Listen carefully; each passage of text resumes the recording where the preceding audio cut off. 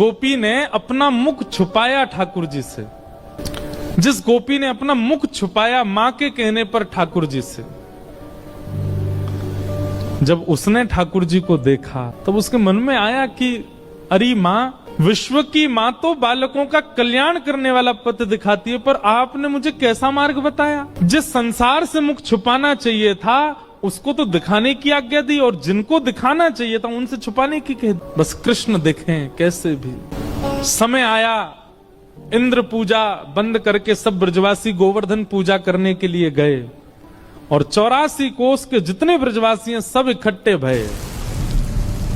और वहीं इंद्र ने जब कोप करके वर्षा की, 7 वर्ष के ठाकुर जी ने 7 कोस लंबे चौड़े गिरिराज पर्वत को अपनी बाम हस्त की कन्नी उंगली पर धारण किया। और जैसे ही ठाकुर जी ने गिरिराज जी धारण किए, दूर दूर खड़े हुए लाखों ब्रजवासी सब गिरिराज जी के समीप आ गए, सब भीतर आके खड़े हो गए। सब में आपस में चर्चा चल रही है। अब गिरिराज जी 7 कोस लंबे हैं और दूर दूर वाले ने तो ठाकुर जी दिखे ही नहीं रहे हैं। सब बस ये कह रहे हैं, नंद के लाला ने गिरिराज जी उठा लिए, नंद के लाला ने पर्वत उठा लियो, नंद के लाला ने पहाड़ उठा लियो। यही चर्चा जब माधवी के कान में पड़ी तब माधवी बोली, शायद अब तो सबके बीच में ठाकुर जी अब तो दिख ही जाएंगे, क्योंकि जब जब श्याम सुंदर को देखने माधवी जाती, नेत्रों में जल आ जाता, धुंधलापन आ जाता, ठाकुर जी दिखते नहीं, क्योंकि शाप दे दिया ठाकुर जी ने। और ये शाप नहीं है, ये श्राप नहीं है, ये विरह है। ठाकुर जी दिखते नहीं है मीरा को, माधवी। लेकिन आज सोचने लगी सबके बीच में ठाकुर जी खड़े, यहां तो मैं छुप के देख ही लूं उनको, शायद दिख जाएं। जैसे ही नेत्र भर के ठाकुर जी को देखने का प्रयास किया, जल भर आया नेत्रों में, मानो जैसे कोई धुंध आ गई हो, खूब मीड़ रही है, अपनी आंखों को मीड़ मीड़ के लाल कर लिए हैं, लेकिन ठाकुर जी दिख नहीं रहे हैं।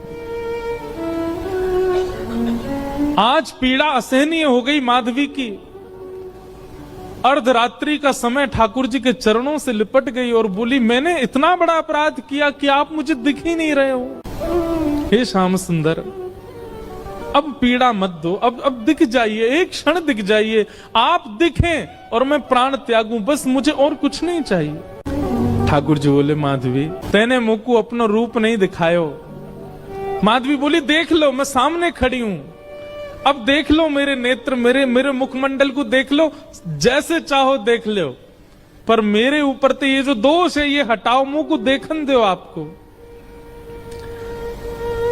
ठाकुर जी बोले, अब तो माधवी, ठाकुर जी बोले, अब तो माधवी ये पीड़ा तुमको ने सहनी पड़ेगी, क्योंकि वस्तु का मूल्य तब चित्त में ज्यादा बढ़ता है जब वह वस्तु समीप हो पर मिले ना। और प्रेम लक्षणा भक्ति में जितना विरह होगा, जितनी व्याकुलता होगी, जितनी तड़प होगी, उतना वह प्रेम पुलकित होगा, उतना वह प्रेम लक्षणा भक्ति का इत्र महकेगा और दूसरों को महकाएगा। मैं चाहूं आगामी कलिकाल में लोगन के चित्त में श्रद्धा होगी, विश्वास होगो, लेकिन प्रेम नहीं होएगो। उनके चित्त में प्रेम प्रकट करवे के काज मैं तो नहीं आऊंगो, तो को भेजूंगो। और वाके काजे तोए या जन्म में मेरे रूप के दर्शन को त्याग करना पड़ेगो, थोड़ो सहनो पड़ेगो। मीराबाई ने सहा है हमें और आपको प्रेम देने के लिए। मैं और आप आज जिस प्रेम के मार्ग पर चल रहे हैं, जिस प्रेम की एक बिंदु हमारे ऊपर गिरती है, वह बिंदु के अधिकारी हम मीराबाई की वजह से बने हैं, क्योंकि उन्होंने द्वापर में दर्शन का त्याग किया है। त्याग नहीं, विरह सहा है, वो तड़पी हैं ताकि हमें प्रेम दे सके। माधवी बोली, मुझे बस अवधि बता दीजिए, कम से कम एक अवधि पता होगी तो मैं उस अवधि के सहारे रह लूंगी कि इतना समय लगेगा आपके दर्शन में। एक अवधि बता दो, 10 वर्ष, 50 वर्ष, कितने वर्ष लगेंगे? अवधि सुनकर के तो माधवी गिर पड़ी, रोने लगी। ठाकुर जी बोले, एक युग। इतना विरह तो किसी गोपी को भी नहीं मिला, इतना विरह तो किसी ब्रजवासी को नहीं मिला जितना विरह माधवी को मिला है। एक युग का विरह। और एक वैष्णव का स्वरूप नहीं है आत्म दाह करना, चाहे तो त्याग दे शरीर, लेकिन नहीं। अब कृष्ण ने कहा है कि प्रतीक्षा करो तो करनी है। वो प्रतीक्षा के ही शब्द हैं जो मीराबाई लिखती हैं, जो शब्द हमारे हृदय को विदीर्ण करके भीतर प्रवेश कर जाते हैं। वो शब्द किसी 2, 4, 10 वर्ष की प्रेमिका के नहीं है, एक युग की प्रतीक्षा करने वाली प्रेमिका के शब्द हैं। कलिकाल का प्रारंभ हुआ और इसी कलिकाल में जैसे गंगा प्रकट होने से पूर्व कहती है कि मुझे धारण करने लायक है कोई पृथ्वी में, तब हिमालय ने इसी कलिकाल में जैसे गंगा प्रकट होने से पूर्व कहती है कि मुझे धारण करने लायक है कोई पृथ्वी में, तब हिमालय ने अपनी गोद पसारी। ऐसे ही ऐसी प्रेम लक्षणा, ऐसी प्रेम की पराकाष्ठा स्वरूपा वो माधवी, उनको धारण करने वाला कोई वंश है। तब मेड़ता का राव दूधाजी का परिवार सौभाग्यवंत हुआ और शरद पूर्णिमा के दिन भक्तिमती मीराबाई का प्रादुर्भाव हुआ। वही माधवी कलयुग में मीरा बन करके प्रकट हुई। मीराबाई का वास्तविक नाम मीरा नहीं है, मिहिरा। बहुत शांत प्रशांत स्वभाव की हैं, एक चंचल बालक की तरह। ऐसी चंचलता, चपलता, चतुरता नहीं है उनके चित्त में। बहुत सरल, छोटी सी बात पर रीझ जाने वाली, मान जाने वाली, प्रसन्न हो जाने वाली मीरा है। मीरा को ऐसे ही नहीं भेज दिया है राव दूधाजी के यहाँ, क्योंकि उनके यहाँ नित्य सत्संग होता है, कथाएं सुनती हैं। जोशी जी कथा सुनाने के लिए आते हैं, मीराबाई सुनकर के प्रसन्न हो जाती हैं, प्रश्न पूछती हैं, ऐसे ऐसे प्रश्न पूछती हैं कि जोशी जी ही स्तब्ध हो जाते हैं। मीराबाई का स्वभाव ऐसा बताया गया कि कोई पूछता कि आप कौन हो, तो मीराबाई अपना परिचय ऐसा नहीं देती कि मेड़ता नरेश महाराज राव दूधाजी की मैं पौत्री हूं, बल्कि अपना परिचय ऐसे देती हैं, परम गौभक्त संत सेवी परम सत्संगी श्री ठाकुर जी राधा माधव की नित्य लीला नित्य सेवा में प्रवीण श्री राव दूधाजी की मैं पौत्री हूं। वो कभी ऐसा परिचय नहीं देती हैं कि इतने बड़े राजा घराने की मैं पुत्री। ये गुण भागवत में लिखा है कि परम भागवत कभी भी अपने उच्च कुल, अपनी जात, अपनी आदि आदि के प्रभाव में नहीं रहता। एक दिन ढोल नगाड़े ताशे बज रहे थे, मीरा दौड़ी दौड़ी अपनी माँ के पास गई, माँ ये क्या हो रहा है, कौन सा उत्सव मन रहा है? तो माँ ने कहा, मीरा ये बारात जा रही है, एक लाली का ब्याह हो रहा है, उसका पति जा रहा है अपने परिवार के साथ नाचता गाता हुआ, ब्याह करके उसको अपने घर ले जाएगा। मीरा कहती है, ऐसे दुल्हा सबके लिए आते हैं? बोले हाँ, सब कन्या का ब्याह होता है, सबके दुल्हा आते हैं। अच्छा, तो माँ मेरा भी ब्याह होगा? हाँ, तेरा भी ब्याह होगा। जैसे तेरे बापूसा हैं, ऐसे ही तू भी ब्याह करेगी और फिर तेरे बालक भी उनको बापू बोलेंगे, तू उनकी माँ होगी, तेरा भी ब्याह होगा। मीरा सोच में है और कहती है, मेरे बींद कौन होंगे फिर? मेरा ब्याह किससे होगा? कौन होंगे मेरे बींद? छोटी सी कन्या ऐसे सवाल पूछे तो माँ तो उसको मजाक में ले लेती है, अरे मीरा ये कोई समय है, अभी थोड़ी बड़ी तो हो जा, कभी और मेरा ब्याह किससे होगा? कौन होंगे मेरे बींद? छोटी सी कन्या ऐसे सवाल पूछे तो माँ तो उसको मजाक में ले लेती है, अरे मीरा ये कोई समय है, अभी थोड़ी बड़ी तो हो जा, कभी और कार्य में लगते हैं, कभी और मीरा की तो वो चिंता का विषय हो गया कि मेरे बींद हैं कौन और वो कब आएंगे मुझे लेने। बार बार बस यही पूछती है, मेरा किससे ब्याह होगा, मेरा किससे ब्याह होगा, मेरे बींद कौन है? एक दिन हार के माँ ने मीरा को गोद में लिया, पूरे दिन चिल्लाती रहती है, ये तेरे बैठे कमरे में मुरली हाथ में लिए, त्रिभंग लली, ये जो स्वरूप है, ये गिरधर, यही है तेरे बींद। स्वरूप देखा ठाकुर जी का और माँ ने कह दिया यही है तेरे बींद, तो मीरा के चित्त में ऐसा विश्वास प्रगाढ़ हो गया कि यही है मेरे बींद और कोई नहीं। अब तो मीरा की स्थिति ऐसी हो गई, वो कक्ष में जब जाती है तो ठाकुर जी की ओर भी बहुत झुकी हुई नजरों से देखती है, ज्यादा मतलब व्यवहार ऐसा करने लगी कि मानो सच में ही ये उसके बींद हैं। संतों से कथा सुनती है और चित्त में ठाकुर जी के प्रति संबंध का प्रगाढ़ विश्वास कर चुकी मीराबाई धीरे धीरे प्रेम लक्षण भक्ति में प्रकट होने लगी। एक दिन एक संत का आगमन हुआ और वे अपने प्रवचन के समय अपने बगल में ही अपने गिरधर गोपाल को विराजमान करके प्रवचन कर रहे थे। और छोटी सी मीरा, उनको एक ही चीज की प्रतीक्षा होती थी पूरे दिन की, मां मुझे सत्संग में लेके कब जाएगी। और जैसे ही मीराबाई पहुंची, छोटी सी मीरा कथा सुनते सुनते दृष्टि पड़ी बगल में बैठे हुए गिरधर स्वरूप पर, वो गिरधर गोपाल पर। अपलक नेत्रों से केवल ना प्रवचन सुन रही है, ना महाराज जी को देख रही है, वो तो उनके ठाकुर जी को अपलक नेत्रों से देख रही है। और बीच बीच में मानो जैसे नेत्रबंद हो जाते हैं और उसको कुछ ब्रजमंडल जैसा दिखने लगता है। उसको कभी कभी वर्षा दिखती है, कभी कभी गिरिराज जी धारण करके ठाकुर जी खड़े हैं और एक गोपी चरण से लिपट करके रो रही है। ऐसा दृश्य उसके चित्त में आने लगा, मानो अपने पूर्व जन्म की स्मृतियां चित्त में प्रकट होने लगी। ठाकुर जी ने माधवी से कहा था, एक संत के माध्यम से मैं तेरे पास आऊंगा और मेरी खूब सेवा करना। माधवी को थोड़ी थोड़ी स्मृति आ गई, मीरा को, और जैसी स्मृति पूर्ण हुई, कथा विश्राम हुई, नेत्र लाल हैं, अश्रु गिर रहे हैं नेत्रों से, और अपनी मां को पकड़ के कहती है, मां ये कौन है? मां कहती है, ये महात्मा है, कथा सुना रहे हैं, साधु जी हैं। नहीं, ये नहीं, इनके बगल में जो बैठे हैं वो कौन है? ये तो इनके ठाकुर जी हैं। हाँ, तो मेरे बींद ना, आपने कहा था ना मेरे बींद, वही है ना ये? हंस गई मां, अरे मीरा, हाँ वही हैं। तो मेरे बींद आ तो गए मां, अब मेरा ब्याह करा दो। अरे अभी तेरी उम्र नहीं है मीरा, तो मैं बालपन की वो बातें सबको नहीं भाती हैं। प्रणाम करने के लिए मंच पर जब गई, मीरा के नेत्र सजल।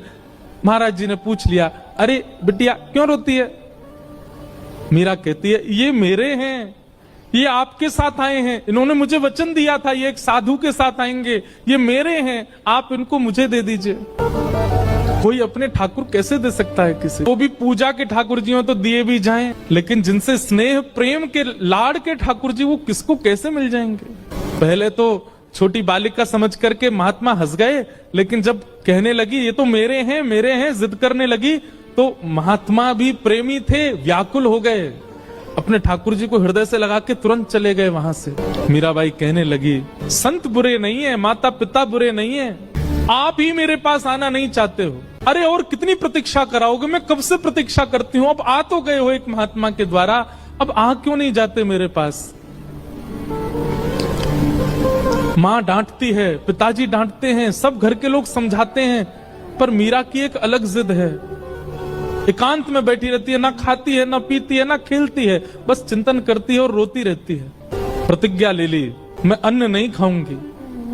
अब मैं प्रयास नहीं करूंगी कि आप आओ मेरे पास, मैं प्रयास नहीं करूंगी कि मैं आपको लाऊं, आपको खुद आना पड़ेगा, मेरी प्रतीक्षा बहुत हो चुकी है। वहां महात्मा ठाकुर जी की सेवा शयन करा करके जैसे शयन में गए, ठाकुर जी उनके स्वप्न में आ गए।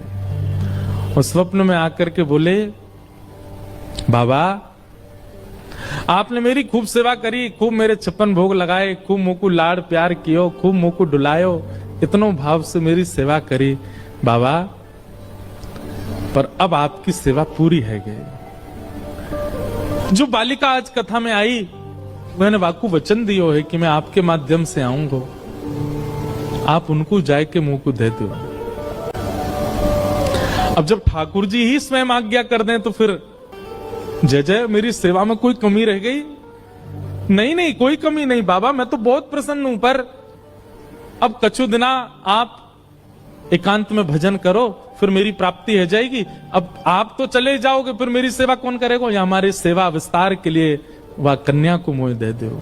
और अर्धरात्रि का समय, नन्ही सी मीरा अनशन व्रत पर मानो बैठी हो, और महात्मा पहुंच गए। ले मीरा है गिरधर तेरा, ले मीरा है गिरधर तेरा। अपने ठाकुर जी को लेकर के गए, अपने ठाकुर जी को लेकर के गए। सेवा बड़े भावत करियो, रखियो नने नानेरा, बेटी ले मीरा है गिरधर। मीरा के चित्त में पीड़ा भी हो रही है और वो नाच भी रही है। नाच इसलिए रही है कि आज मानो जैसे वर्षों और युगों का विरह समाप्त होगा, पर पीड़ा इस बात की है कि मैं एक वैष्णव की सेवा ले रही हूं। उन महात्मा के नेत्रों के आंसू मीरा को बहुत सुहागन है बेटी। ये पहले मुझसे रीझे थे, मेरे पास आए, लेकिन अब ये तो से रीझ गए हैं। मैं अपनी तरफ से नहीं दे रहा हूं, ठाकुर जी ने आके मुझे आज्ञा दी है कि वो तोते सेवा कराना चाहें। मीराबाई को ठाकुर जी दे दिए हैं।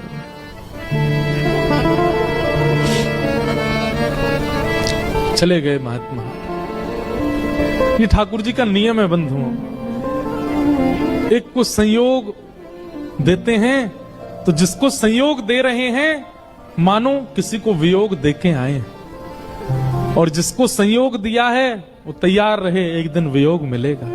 बस आनंद में रहती है, प्रसन्न रहती है, झूमती रहती है, मानो अब इससे बड़ा सुख उनके जीवन में और कुछ नहीं है, आनंद है। और तभी एक अवस्था हो गई मीराबाई की, प्रेम तो चित्त में खूब है, परंतु एक संकट का एक मानो बादल मंडरा रहा था मीराबाई के ऊपर। क्यों? अब पिता, घर के सब बड़े सदस्य और राव दूदाजी तो पधार चुके हैं। मीरा बहुत रोई जब दादाजी गए, क्योंकि वही थे जो भक्ति मार्ग में लेके आए मीरा को। संकट इस बात का है कि अब सब चर्चा करते हैं कि मीरा का ब्याह करो। एक दिन मीरा अपनी मां से लड़ने लगी, मां आप मेरा किससे ब्याह कर रही हैं? अरे मेवाड़ के राजा, मेवाड़ के राजकुमार राजा भोज, तुम जानती हो उनका पराक्रम, तुम जानती हो उनका बल, तुम जानती हो उनका ऐश्वर्य। अपनी मां से मीरा कहती है, तो फिर ये कौन है जिनको बचपन में आपने मेरा बींद बताया था? अरे बालापन की बात है, बचपन में ऐसी तू जिद कर रही थी इसलिए बोला। बोले मां आपने तो ऐसे ही बोल दिया, परंतु मैं तो चित्त में घर करके बैठी हूं कि यही मेरे बींद हैं और मेरा स्वभाव व्यवहार सब कुछ वैसा ही है। आप अपनी बात अपनी मां से मीरा कहती है, तो फिर ये कौन है जिनको बचपन में आपने मेरा बींद बताया था? अरे बालापन की बात है, बचपन में ऐसी तू जिद कर रही थी इसलिए बोला। बोले मां आपने तो ऐसे ही बोल दिया, परंतु मैं तो चित्त में घर करके बैठी हूं कि यही मेरे बींद हैं और मेरा स्वभाव व्यवहार सब कुछ वैसा ही है। आप अपनी बात से कैसे मुकर सकती हैं मां? चुपचाप तैयार हो जा, तुझे देखने वाले आ रहे हैं। कौन समझे विरह वेदना। मीराबाई बैठी है अपने ठाकुर के सामने, मंदिर में ही बैठी है, कुछ विशेष श्रृंगार नहीं किया है। तभी भोजराज और पूरा परिवार सब आए, इच्छा प्रकट की कि एकांत में मीरा से बात करना चाहते हैं। मीराबाई बोली, मेरे लिए तो एकांत मेरे ठाकुर जी का स्थान है, जो बात करनी यहीं बैठ के कर लो। सब चर्चा हुई, मीराबाई ने स्पष्ट कर दिया, एक पत्नी जो धर्म का निर्वहन करती है, अगर वो अक्षा आप मुझसे रखते हैं और मुझसे ब्याह करना चाहते हैं, तो मैं पहले ही आपको स्पष्ट कर दूं कि मैं उन सब धर्म के निर्वहन में बिल्कुल अपूर्ण हूं।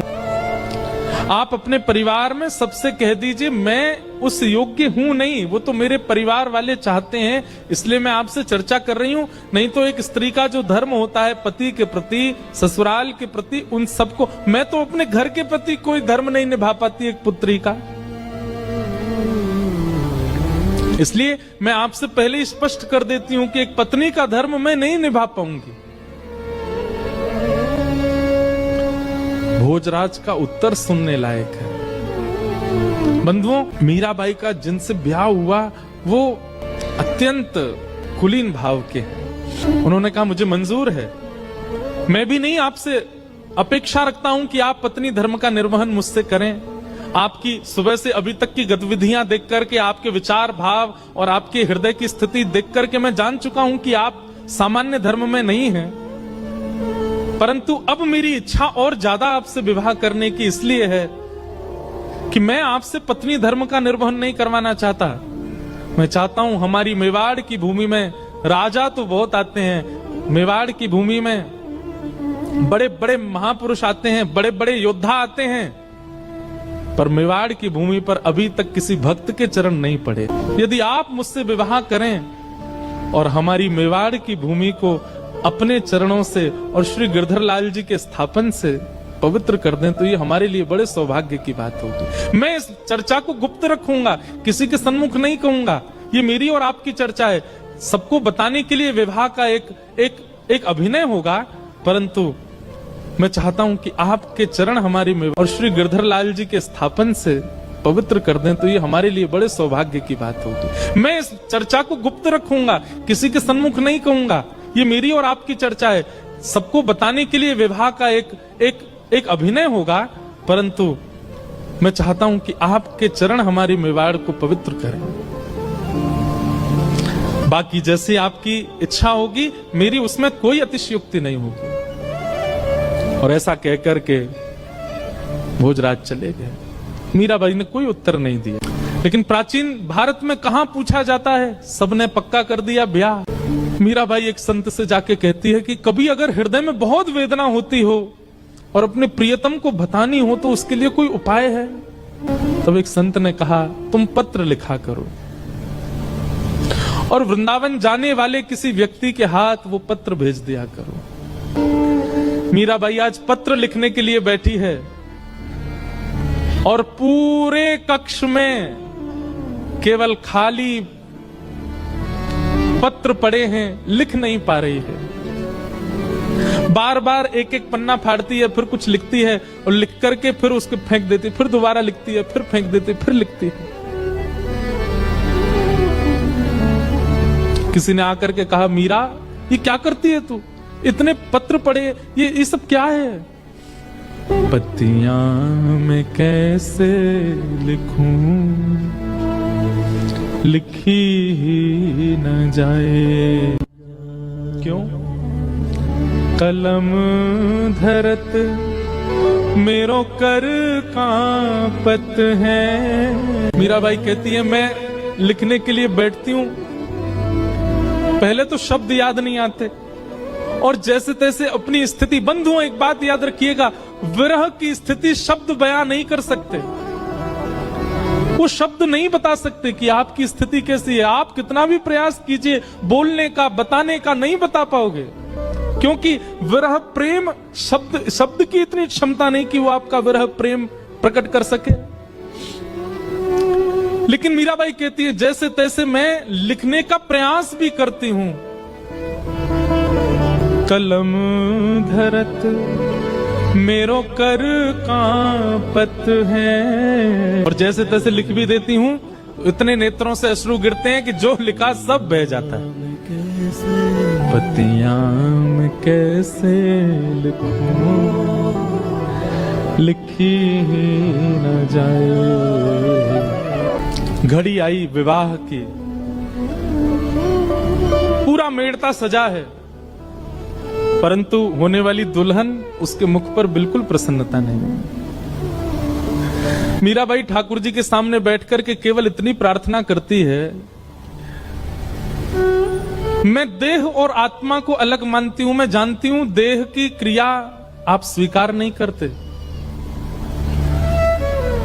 देह भले ही कोई और वर्ण करके ले जाए, कम से कम आत्मा आपकी है, ये स्वीकार करके मुझे कैसे भी बता दीजिए कि आपने मुझे स्वीकार कर लिया। मुझे और कुछ नहीं चाहिए। अन्य से देह का विवाह हो, उससे पहले पहले आत्मा का आपसे विवाह हो जाए। हे ठाकुर जी, मैं और कुछ नहीं मांगती आपसे। रात्रि में मीरा रोते रोते सोई हैं और तभी स्वप्न में श्री ठाकुर जी पधारे और मीराबाई के साथ स्वप्न में ही विवाह संपन्न हो गया। ठाकुर जी ने विवाह किया। प्रातः काल का समय, पूरे घर में शादी की तैयारियां चल रही हैं।